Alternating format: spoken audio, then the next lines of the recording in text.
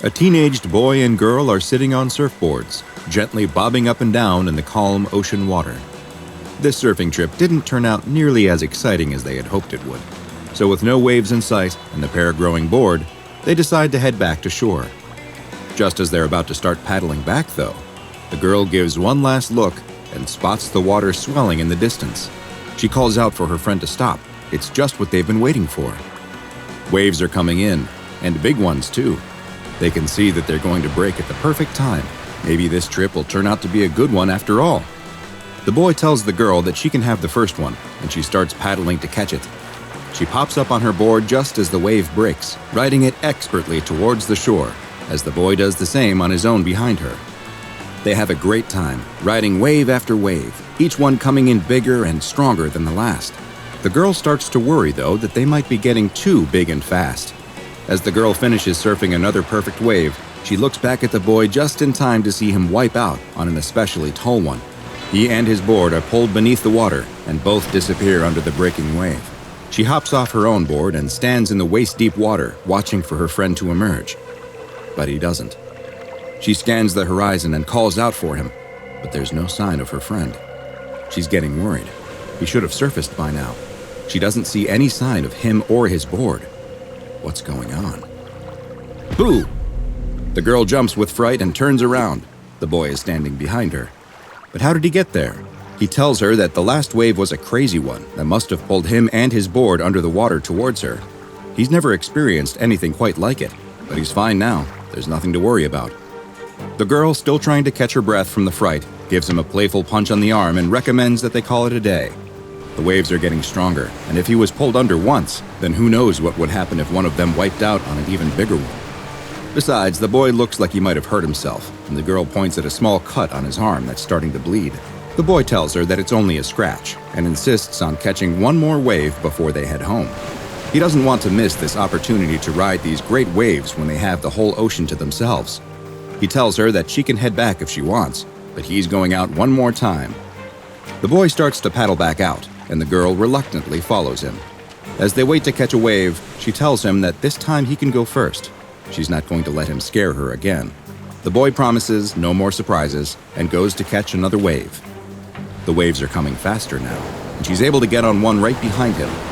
As she surfs towards the shore, she keeps one eye on the boy. These waves are tough, and she needs to focus, but her attention is drawn towards her friend. She sees something forming on his wave. It looks like the water itself is growing out of the crest of the wave and reaching towards the boy. It looks like the jaws of a shark. The girl screams, and the boy looks back, straight into the gnashing teeth of the shark reaching out of the waves. The boy yells in fear and falls, tumbling into the water just underneath the mouth, as its jaws snap shut on his board right where he was standing, splintering it into pieces. The girl can't believe what she's seeing and stumbles on her board. She catches herself but looks behind her just in time to see the same jaws coming out of the wave towards her. The boy emerges out of the water carrying his friend onto the nearly empty beach. He lays her down in the sand, screaming for help as a few beachgoers start running towards them. No one has any idea what they could possibly do to assist, though. Both of the girl's legs have been bitten off at the thigh, and it's clear she was dead long before he carried her onto the beach. Bonjour! Today's file comes from our friends at the French branch of the SCP Foundation, a frightening and dangerous aquatic anomaly that has been designated SCP-054 FR, but is appropriately also known as Blue Fear. SCP-054 FR is an oceanic phenomenon that has been observed occurring in several different regions spread across the world. In these areas, of which at least 5 have been identified, certain waves will display extremely dangerous anomalous activity. The waves themselves will seem to physically transform, taking on a shape that resembles the mouth and jaws of a Carcharodon carcharias, a species of shark better known to most as the great white. The giant shark mouth, which is full of row upon row of razor-sharp teeth, will often go unnoticed until it is too late for the unfortunate victim, with the roar of the powerful wave itself covering up much of the sound of the gnashing jaws as it attempts to bite the targeted individual. The SCP-054 FR phenomenon will only appear on waves in these areas that are at least 4 meters in height, but a maximum height on which the jaws will manifest has yet to be identified. Waves carrying the anomalous effect are changed in other ways too. Not only does a terrifying set of carnivorous jaws appear out of the water, but the wave will move faster as well, with SCP-054 FR waves having been measured at rolling 3 times the speed of normal, non-affected waves. The frequency of just how often SCP-054 FR will affect waves is not well understood, but what is known is that waves will speed up when a human or non-aquatic animal is in the water between a wave instance and the coast. The frequency of 054 FR waves will increase dramatically as well when individuals in the area are at least 250 meters from the coast. And SCP-054 FR does not care which aquatic activities you're engaging in when it spots you that far from shore. There have been documented cases involving casual swimmers, snorkelers, and divers, but surfers are, for some unknown reason, far and away the most likely victims. Observations have shown that non-aquatic animals are also at risk of triggering the effect, such as in the case of several seabirds that were seen floating on the water just before an SCP-054 FR wave crashed down on them, and the birds vanished, leaving only blood and feathers floating on the surface where they once were. Even some aquatic vehicles like jet skis and small boats have been observed being attacked by the anomalous shark jaws, though it seems to avoid going after larger vessels.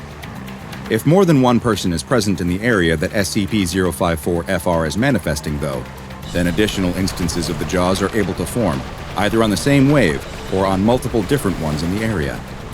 The injuries caused by SCP-054 FR are very similar to those of a normal, non-anomalous great white shark, and the force of the jaws appears to be proportional to the size of the wave itself, with larger waves being more powerful than smaller ones.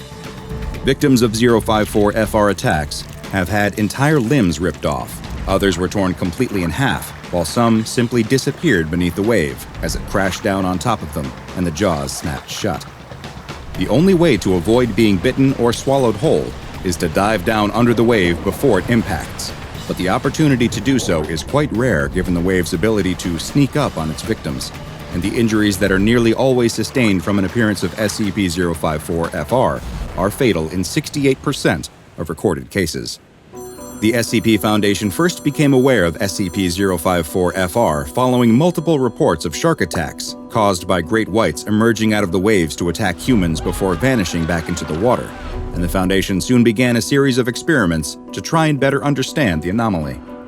The first test performed by Foundation researchers was quite straightforward and involved dumping large quantities of animal blood into the water in an area where SCP-054 FR was reported to have been attacking people.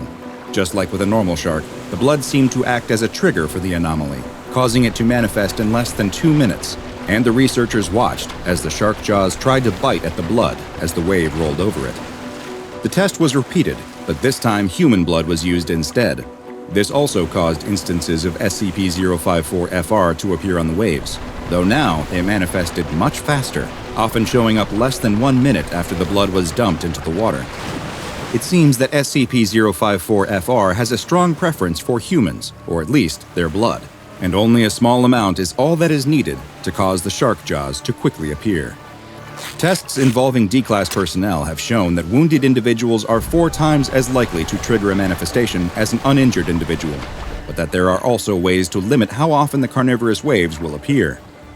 It seems that lying motionless on the water will significantly reduce how often SCP-054 FR will spawn, and slow body movements will decrease the likelihood of an appearance as well. Strangely, while blood will make the jaws manifest quickly, it is unlikely that it is because SCP-054 FR can smell it, since tests that have tried to disguise the smell of both the blood and the human test subjects have all met with failure. So far, all attempts at damaging the anomaly have also been unsuccessful.